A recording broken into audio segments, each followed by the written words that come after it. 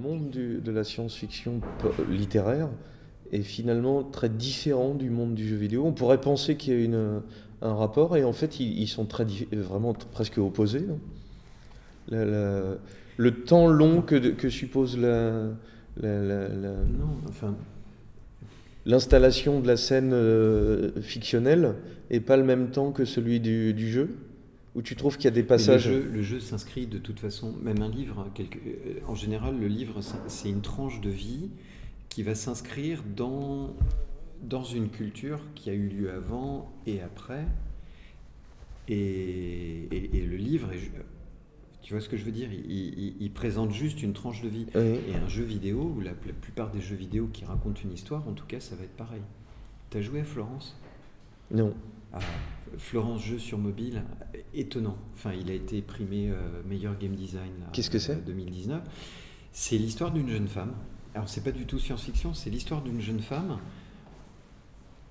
C'est une tranche de vie. Sa rencontre avec quelqu'un et ce qui s'ensuit, et c'est tout. Et c'est remarquable. Ouais, je te montrerai après.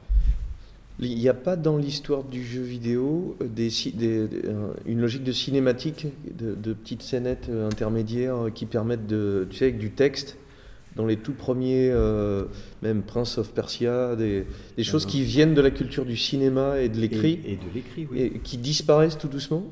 Non, je pense pas. Tu trouves qu'elles se retrouvent encore aujourd'hui? Ça va dépendre des jeux. Et même ce fameux Florence, dans l'article sur le game design là, que je lisais, la personne pensait que c'était un retour vers une certaine forme de jeu vidéo plus narrative en fait. Et c'est là où tu réponds à la question de c'est pas si différent la science-fiction littéraire, ce qui t'intéresse avec le monde du jeu vidéo. On a l'impression que la culture des étudiants serait pas forcément dans ce domaine-là. Ça dépend desquels. Ça dépend desquels. Et ensuite, ça dépend des modes aussi, mais ça je sais pas dire. Et alors, ça dépend des modes, ça dépend du marketing, des gens, qu'est-ce qu'ils estiment qui va se vendre comme type de jeu. Ouais. Là, il y a une vraie question. Mais quand je vois Florence, le jeu Florence, franchement,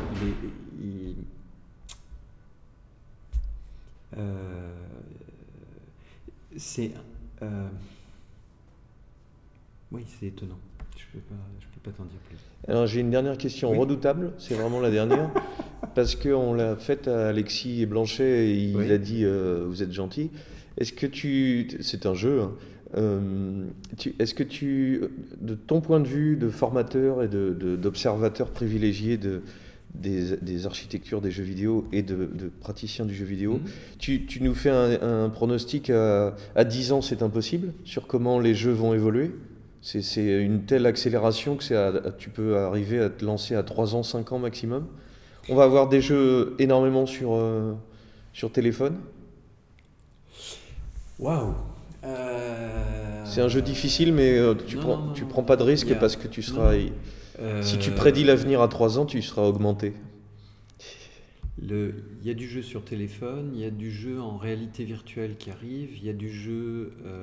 la réalité virtuelle va exploser, ça je pense. C'est-à-dire casque Casque. Alors casque couvrant complètement. Alors ça c'est un truc qu'on nous promet depuis 2014 quand on a démarré l'option. Mais là ce qui se passe c'est qu'on a... Alors il y avait la promesse avec l'Oculus Rift. Qui était soi-disant démocratique, mais en fait pas assez, et surtout tout un tas de câbles à brancher, c'était monstrueux. C'est pas encore grand public, tu veux dire? Là, on a l'Oculus Quest qui arrive et qui a de bonnes chances d'être grand public. Alors, il y avait l'Oculus Go, mais qui n'était pas encore satisfaisant. Le Quest devrait être franchement bien meilleur en termes d'expérience utilisateur. Et puis, on a toute la mouvance des casques à réalité mixte qui vont arriver. Et puis tout ce qu'on arrive à faire avec les téléphones mobiles en réalité augmentée, là je pense qu'il y a des choses qui se profilent à l'horizon. Qu'est-ce que c'est, réalité mixte? Réalité mixte, en fait, tu as un casque et tu vois à travers, et tu vois des choses sur impression.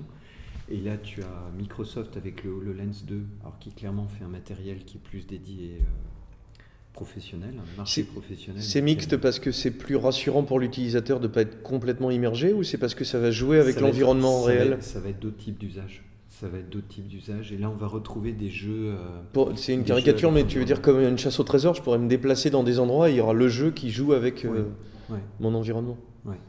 Et là, il y a des choses qui avaient déjà été expérimentées, je pense qu'ils vont encore revenir. On va jouer dans d'autres environnements. Et quand on a interviewé Alexis, on était plutôt sur ces interfaces.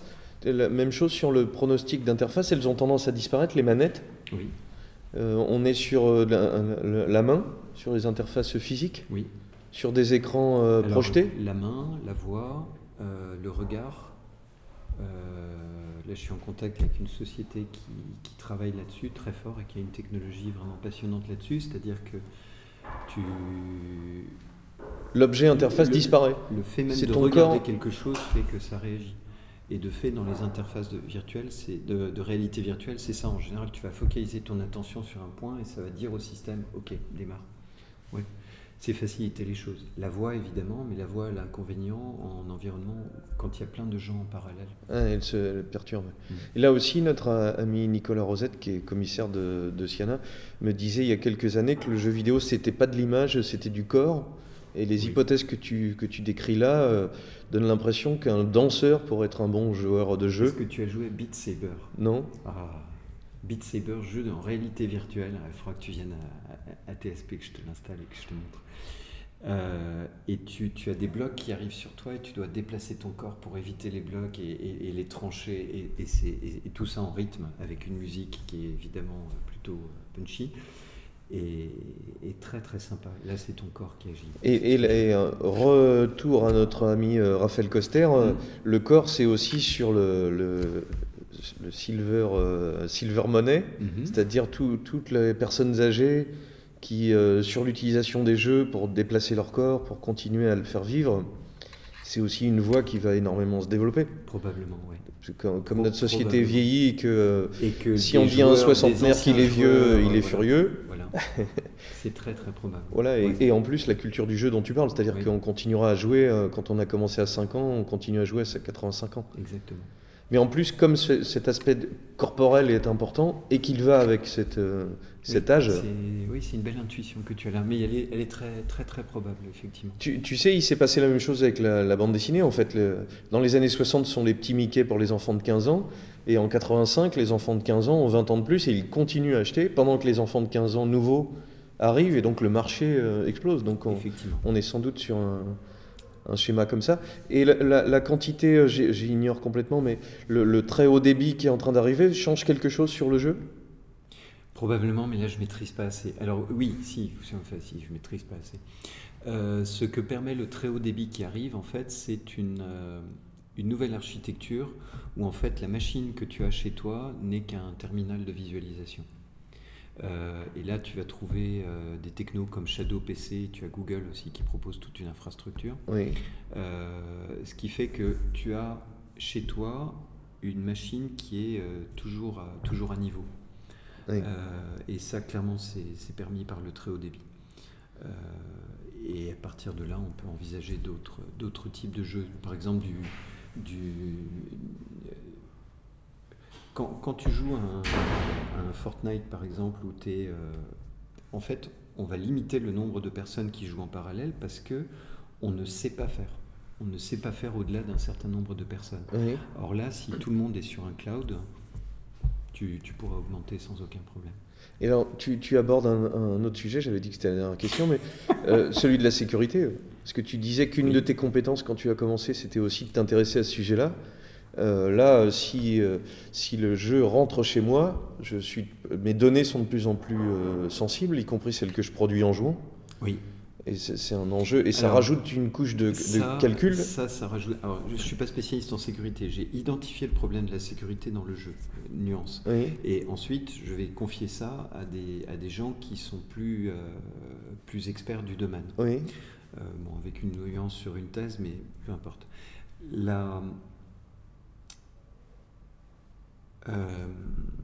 Sur les données sensibles, il y a deux problèmes. Il y a le problème de la sécurité de ces données-là et le problème de la confidentialité, au sens où qu'est-ce que j'accepte de donner à l'opérateur comme données qui m'appartiennent et qu'est-ce que je souhaite conserver comme garantie par rapport à mes données. Oui. Mais ça va dépendre de la population. Je vais te prendre un exemple qui, pour moi, est très frappant. Et puis, c'est une quantité de calcul aussi. Ça rajoute une énergie qui doit en temps réel gérer tes données, les protéger. C'est aussi une donnée supplémentaire. La sécurité est à ce prix. Voilà. C'est un peu comme quand c'est pas la même chose de ranger son argent dans sa tirelire qui est une boîte à chaussures et de la ranger dans un coffre-fort. C'est pas. Oui. Tu dépenses pas la même énergie. Voilà, mais ça rajoute une question d'échange d'énergie tout à fait. qui est ensuite. Ton exemple, tu as dit, je voulais donner un exemple. Un exemple par rapport à la confidentialité. Quand je m'intéressais à la technologie NFC, c'est une technologie de radiofréquence sans contact, tu sais, les badges qu'on a, etc. En fait, j'avais trouvé un usage de ça qui était des gens qui injectaient en fait une puce NFC sous la peau. Oui. C'était dans un bar chic à Ibiza, ce qui fait que les gens ensuite, ils n'avaient plus besoin d'avoir leur carte bleue sur eux. Ils se faisaient badger et hop là, ils rentraient dans le bar et ça payait leur consommation automatiquement. J'avais montré cette vidéo à un groupe de chercheurs. Il y avait différentes tranches d'âge. Il y en avait qui criaient au scandale et d'autres qui trouvaient ça normal. Ceux qui criaient au scandale, pour eux, c'était évident que c'était comme le numéro qu'utilisaient les nazis dans les camps de concentration pour marquer les prisonniers. Et les autres trouvaient ça normal parce que c'était super pratique. Et qui a raison? Moi, je fais partie des vieux qui trouvent que ça correspond au numéro qu'on te met. Mais voilà. C'est ce qui me fait te redire qu'il y a de la philosophie là-dedans et qu'on n'a pas fini de discuter de ces sujets. Oui. Non. Vu tous les enjeux que tu as décrits, d'ailleurs, vu tous les réseaux et la puissance financière qui est en dessous, de sécurité, de transformation de notre vie réelle. Et transformation de la société. Il y a des enjeux qui sont pareils. Donc rendez-vous dans 5 ans, Michel. Okay, oui. Merci à toi.